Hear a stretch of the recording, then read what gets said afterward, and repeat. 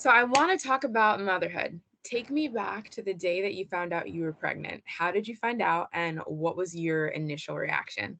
Man, I was a bit sick and I was like, impossible, impossible. It just couldn't be happening. And I remember being home and I took a test and it said I was pregnant and I'm like, crazy. So I bought six more.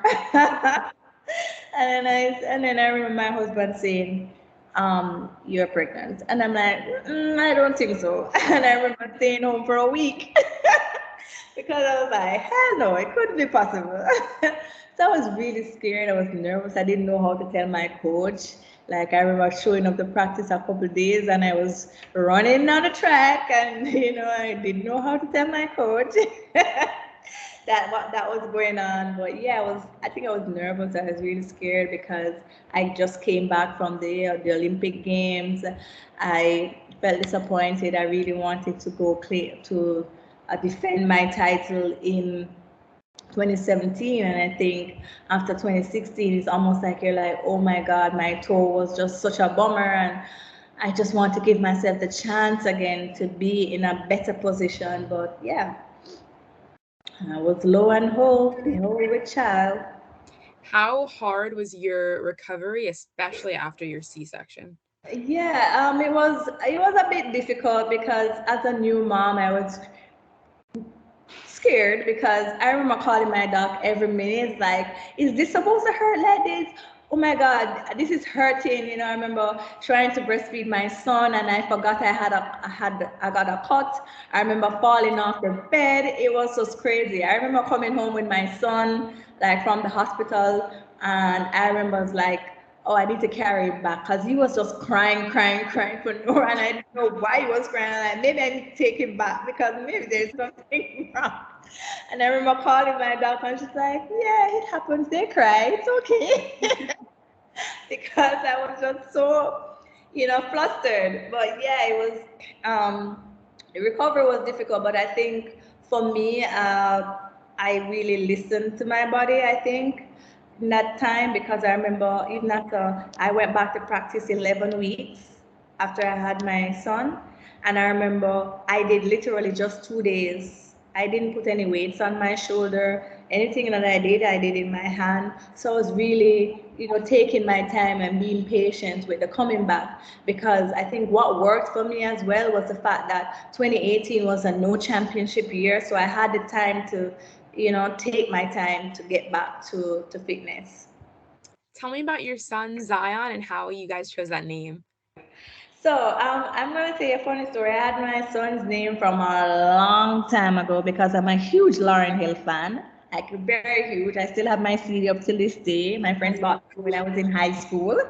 So I'm a huge Lauryn Hill fan, and I thought it was so fitting that choosing my son over my career was just iconic.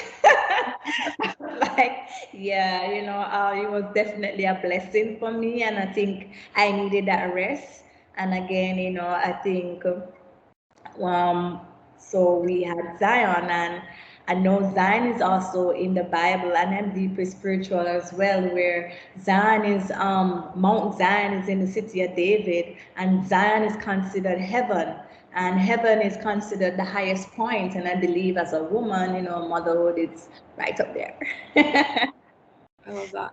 So I want to talk about breaking generational curses. So you said that you grew up in tenement yards. Your mom had a baby in high school, and that was what was common in that area. You said that she was a higgler, and you were the first to go to a traditional high school in your family. When Yeah. you look at your life and the kind of life that you're able to provide for Zion, what does Yeah. that mean to you? Man, it means the world. It means everything that I've always said to give my son the opportunity to have the life that I never had when I was younger was just a huge blessing.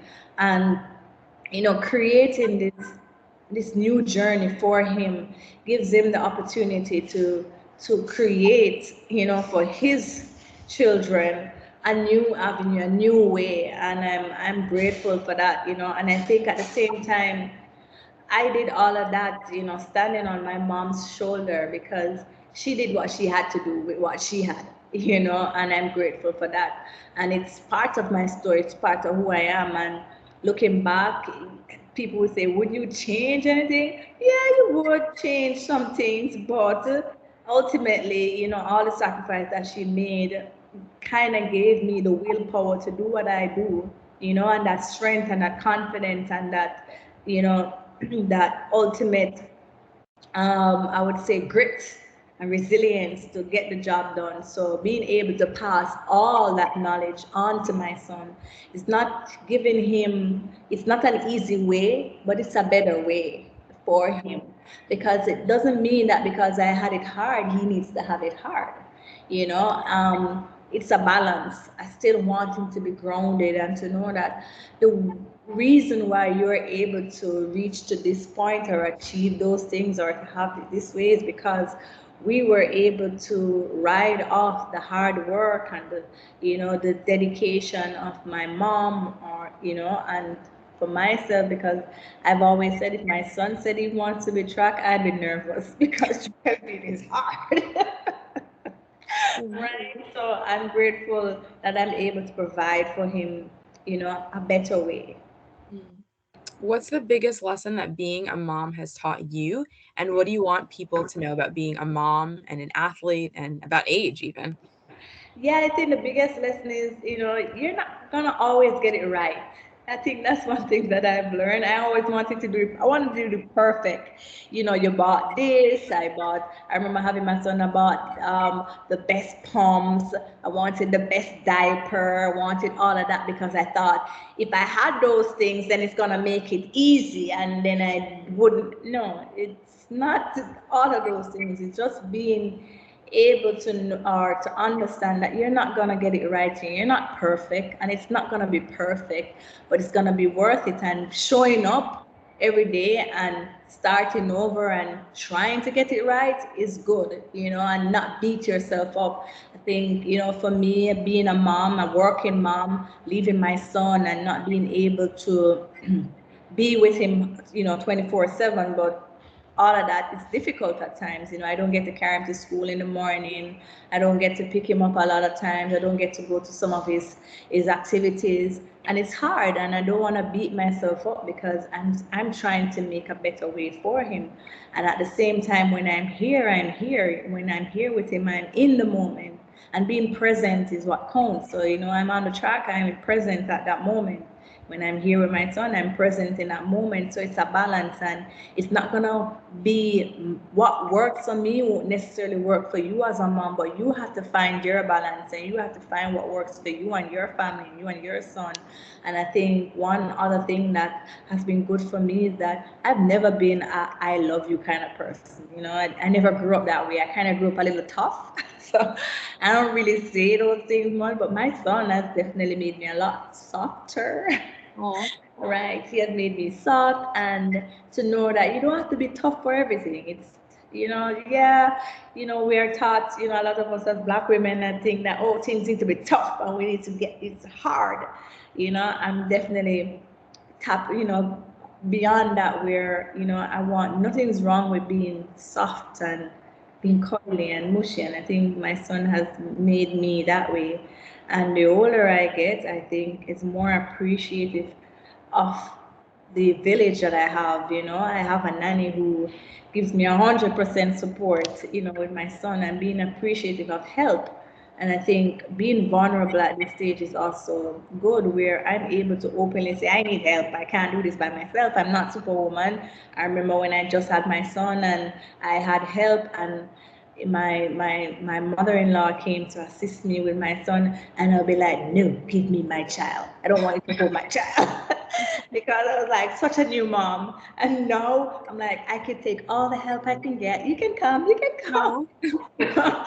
So being at that stage where you learn, and it's good. And it's just been awesome. And again, I turned 36 a month, this like a month or so ago, and I'm not afraid to age. Age is a blessing, and you embrace it because you learn new things. You see yourself in a different light, and I'm able to be confident in who I am and confident in my age. And I know a lot of persons, they say, "Oh, I don't want to age." I'm like, "Okay, I have no problem with aging. It's part of life. It's new lessons, new moments to live and to embrace." And I'm grateful that I'm able to have all of that in one, and have my son and know that, okay, people talk about age, but age is not stopping anything. You just keep believing, keep working hard, keep aspiring to, if you want to go back to school, go back to school. You want to start a new job, start a new job. You want to then start a podcast, start a podcast.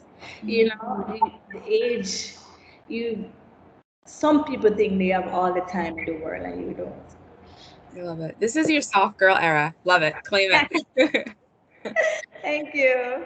So what makes your relationship with your husband, Jason, so special?